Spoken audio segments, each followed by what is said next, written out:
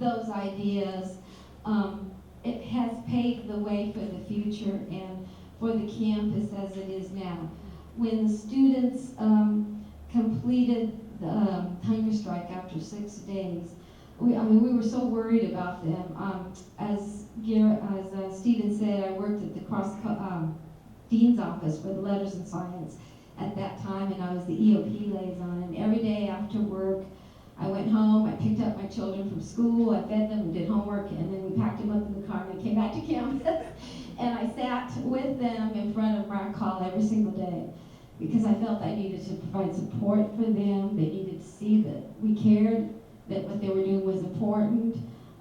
Students sometimes were crying, they were so overwhelmed by the emotion of it and the fear they had that these students were putting their life on the line. We offered support to them.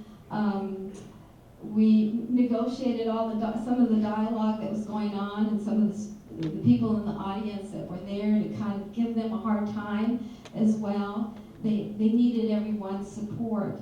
And I brought my children because I wanted to see students in this courageous act of selflessness, trying to make the university responsive to students of color. So for that, I thank them for their moral conviction, for their courage, their selflessness. And I'm glad that you're here, that you're back to see the fruits of that sacrifice that you made for the future generations. This building is a direct result of your efforts. While you left campus and graduated, people like me stayed behind. And we had the records, and we had the memos, and we had the articles, and we had the experiences, the promises made, and it was time to make the university fulfill promises to students. It took a long time because it's difficult, as you know, to make change. The slowness in which institutions change is which often propels students to that critical point that you got to, that you felt that you had to put your body on the line because you couldn't wait for an institution to change. The change had to be now because there was a sense of urgency, in the great inequalities in terms of representation and support for your success, for staying power in the academy. So it took a while, but during that time, new communities emerged, and I thank the hunger strikers in the negotiations for the foresight of calling for a cross-cultural center that transcended boundaries and paved the way for inclusiveness. At the time of the strike, the ethnic underrepresented communities were more homogeneous. That was mainly the 4 underrepresented students, because we hadn't gone through the influx of migrations resulting from the aftermath of the wars in Southeast Asia and the civil wars in Central America and all the other the things that led to mass migrations and greater diversity, emerging communities. But by you establishing those concepts and having the foresight of the future, it paved the way for the diversity and the inclusion that has come to be embodied in this center, which is a much bigger vision than one cross-cultural center. It is a community center that makes room for lots of voices and lots of intersecting identities that come to the campus and provides energy, support, and synergy. After the hunger strike, there was a mural commissioned at the MU to chronicle how they were feeling. It's called The Unfulfilled Dream, because they realized that their acts through that time were just the beginning, that there was much work to be done. When we opened the center, as a direct result of fulfilling that promise, Professor Montoya, who's here, was so gracious to do the mural in the front entrance, which ushers students into the campus, but is depicting the campus. It's called the practice of freedom, so it's kind of about practicing the dream. The mural behind this building is nourishing the dream because it acknowledges that social justice work is exhausting. And all of you know how much energy and emotion it takes, and that the work continues because inequities continue, and we might not see it, everything we wish in our lifetime, but we have to keep working to make the world a better place, and we have to nourish the soul and take time to reflect on what we've accomplished and look forward to what more we can do, and when we can't do any more, we pass the torch. So I hope that being here today, that you will have a chance to look at the murals and reflect on your contributions to where the campus is today. And I thank you on behalf of every campus community, those that are here, myself at the bottom of my heart, for your sacrifices. Thank you.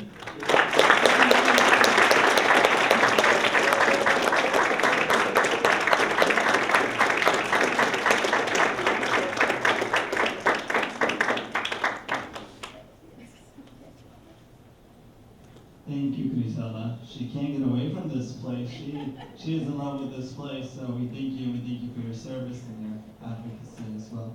So now, the moment we're waiting for, and this is an opportunity to hear from the Hunger Strikers and Negotiator and talk a little bit about their narrative and share their narrative with us. So I would like to invite each of you to come up to the stage, and then we have some questions prepared, but we also want to let them just speak and give their own introductions, because none of us can do them that justice. So please, welcome to the stage.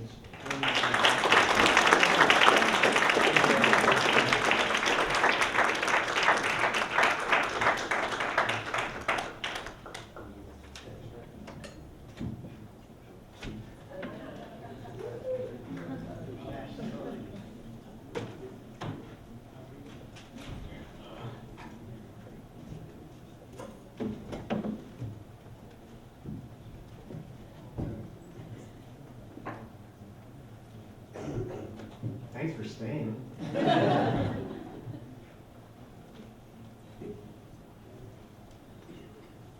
So,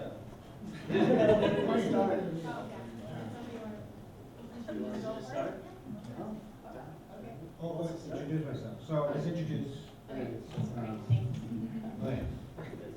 Come on, did you forget how to organize? We're the organizers. My name is Jose Quiñones, and I'm so glad to be here. So thankful for being in this space and hearing from you all. And that poem was exactly what I needed to hear today. So thank you so much for that. And also to see the Santos perform, that was exactly what I needed to see today. And so I can't wait to kind of hear from the fellow hunger strikers about what they've done with their lives in the past 25 years. So. My name is Amanel Dorsey, and it's truly an honor to be here. My heart is full. The poem was right on time. I am also a spoken word artist, so I was like, all right. And then for him to give a shout out for Black Family Day, I was like, well, okay. The Cross Cultural Center is doing exactly what it's supposed to do, incorporating all cultures. And for Griselda, I mean, she is right on point. She was out there with us every day, and I mean, that just, you floored my heart, because you took me right back to the day when we linked up and marched all the way to Rack Hall and began the movement. So thank you all for being here. I think in a little bit we'll talk about how we each came to be one of the Hunger Strikers, but thank you for being here. It truly is an honor just to see the activism continue and the torch is being carried in a very magnificent way. So thank you for being here.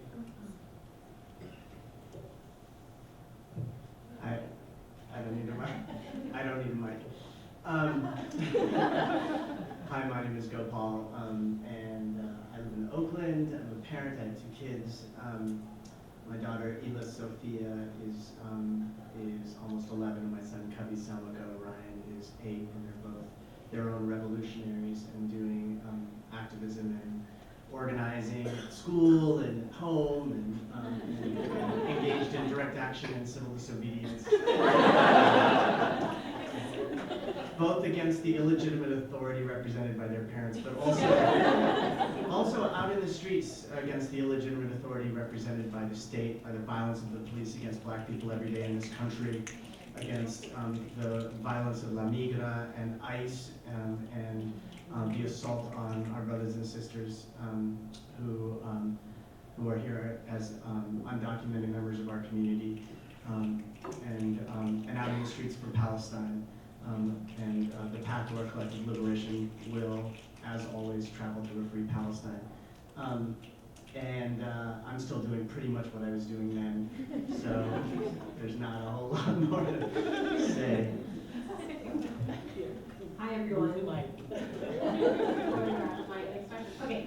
Hi, everyone. Most of you know me. I'm Andrea Gaitan. I am a resident of Davis. I work here on campus and have had the good fortune of working with the AB 540 Undocumented Student Center since the fall. But I've also had the good fortune to actually work at the Cross Cultural Center for 4.5 years prior to that. So know many of the faces in the crowd, and I'm very honored that you're all here today to be a part of this and to hear our kind of memories and reminiscing, really.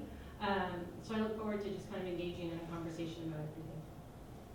Hey everybody, and I'm the oddball on the group because I actually was not hunger striking at the time. I was one of the original organizers who came up with the idea, but Paul and Andrea were like, well, we need somebody who's not going to be fasting because otherwise we need somebody to run around and talk to administration, blah, blah, right here. So I was one of those people. So. And I would also like to give a shout out to Rob Strauss, who's sitting at the front, who worked along with Nasri as a student negotiator, and really was doing all the heavy lifting between Nasri and Rob of negotiating with administration and making sure that we were taken care of. And then we had Kathy Rosenbaum-Mayo, who's not here, but she was helping us with media and outreach, and it was a lot. It was a huge operation. And I also personally wanted to thank, because I'm so thankful to all of you for coming out, and it's so great to see many faces, Rob and Jose and everybody who's been here. But I also want to thank some of the people that I see that came before us. Professor Montoya, who was an inspiration to me personally and a lot of us, and you can see him outside in the pictures sitting humbly as he is on the floor, came out in support, and just amazing gentleman. And my brother Elias Rashmawi, who is also a massive activist at the time with General Union of Palestine Students, Third World Forum. He's here as well, which is such a pleasure to see him and his wife Reem. They did amazing things on this campus. So there's a lot of people behind us that are either here, out there, or elsewhere, as you all know, and you all have done your contributions. So it's just fabulous to get together. I came up from New York just to be a part of this. Thank you, Michelle, for organizing that.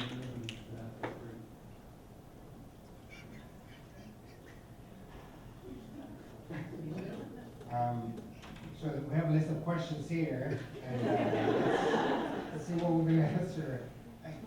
Well, first, We'll start with the last one. let's start with the last one. Let's highlight it. There's questions. I'll moderate. So if you knew what you know now, what is the piece of advice that you will like to give current student activists? It's just a big question, right? Because, I think for us, we've had 25 years of reflection, 25 years of other experiences. And I think, one of the things that would resonate with me in listening to the poem, was that, activism and our efforts to change the world, those things they're not going to happen just overnight. And they're not things that are going to happen in the course of 6 days of not eating, or in the course of 6 months of struggling. I mean, things are going to happen over the course of our lifetime, sometimes even the course of not even in our own lifetimes, but we're sort of the links that makes those things possible. So one of the things I've actually recognized and appreciated that our work is like a marathon. It really is a marathon that needs to kind of keep on going, and that is that's the story of the human struggle, right? It's not just about activism in the campus setting, which is a very privileged setting to be an activist. Let me tell you, it was actually awesome to being able to be fed with the encouragement, the words, and support from everybody in the community. I remember that, and that was awesome. But that's actually a very privileged way of being activists, and so that's a good thing. We need to sort of kind of recognize that. But fundamentally, the idea of our work, of sort of the human struggle beyond just a campus, it is a marathon. But it's a marathon that has to be fueled by nothing more than just our passion, our love, our desire, our compassion for each other, and wanting to sort of see, goodness in the world, and really wanting to sort of see a better world, not just for ourselves, but for our kids and our kids' kids, and into the seventh generation, as it were. And so that love has to be what really drives that marathon forward, because it is very hard. It's difficult, and it's work that we always sort of question each other at every turn, but it is that drive, that love that sort of sustains that marathon forward. And so I think that is the one piece of advice I would like to sort of like leave you with, is that just remember, always try to be in touch with that source of love in your life, of why you do what you do, because you can very quickly turn into like a cynic, and that is like the worst thing to be, like be an activist that turns into a cynic the next day, right? I mean, we have a lot of those friends around that they're like the worst, the cynics of them all, but if you're in touch with that source of love and passion for you in your life, I can assure you that you will be an activist, a great activist now. You will be a great nonprofit leader tomorrow, and you will be a great leader for all societies today. Even after that. But it is that love that's going to sustain you throughout your career. So just remember that. I wanted to attack the question, what was going on at the time and what led to the hunger strike. But first I wanted to give a shout out to Joaquin, who was, he recruited me from Stockton, California. He was my EOP coordinator and came from Stockton every week, and he was there from 9th grade to 12th when they actually did recruiting through the EOP program and were allowed to. He was my EOP coordinator, and so thank you, Joaquin. He was a steadfast resource on the campus. But for me, coming from Stockton, California, and when you come from your own community, my father was a Black Panther and fought in the Watts riots, and my parents were entrusting this campus to me in my education. So of course, I chose Talar Hall, which then, I'm not sure if it is still now, was the multicultural dorm. But some very alarming things happened to me my freshman year in Talar Hall. Someone wrote with feces on our dorm, "Go home niggers." So that was alarming at best. And then for Black Family Day, which was my first Black Family Day in 1986, they enthralled in the quad, "Niggers aren't welcome here." So that was kind of the undertone of what was happening on the campus at that time, and it was alarming. And so the students began to gather, and there were shanties being built on the quad in opposition to apartheid in South Africa. So you get thrown into this environment at UC Davis, and you are thrust, as many of you have been, into activism, like the poem said. That's what was going on my freshman year. And I knew something had to change, something had to happen. I would go home to Stockton every weekend, and my parents were alarmed for me to remain on this campus. So then I sought out people like Joaquin. We had the EOP Center then, Gary Perkins, John White. That's where we met, that's where we went, which you have now. That was our reservoir of support. And then I joined a sorority later, but I joined BSU my freshman year also, because I said I've got to get connected with people who are supported, who look like me, who are brown skinned, who are gonna fight. I slept in the shanties out at Bragg Hall, and at the quad, and I said I knew something, the environment something needed to change. My minor was African American Studies. There was only one faculty in the African American Studies department, so then it was Dr. Mitchell. She taught Black families, she taught Black women, she taught everything. It was like, this is not right at this level of education. Something had to happen. So when the group started talking, we started meeting in different homes, and because we didn't have a centralized location.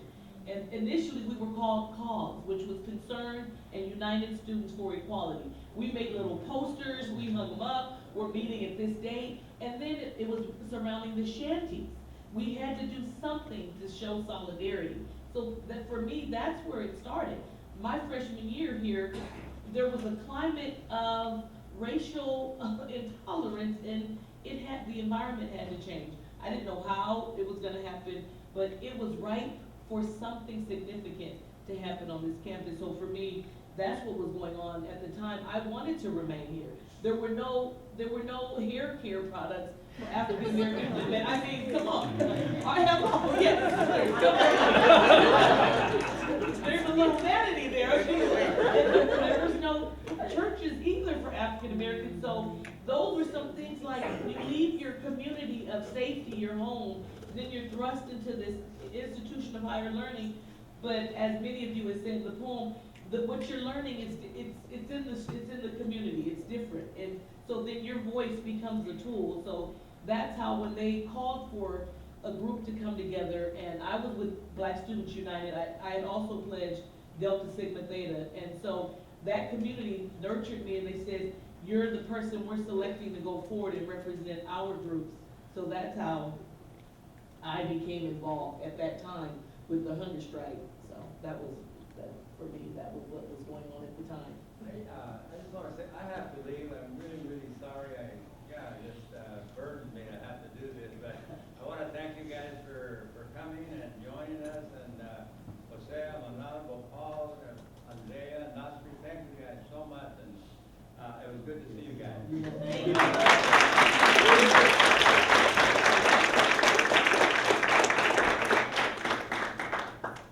Probably the most important thing you should know about organizing is it makes you stay young looking forever.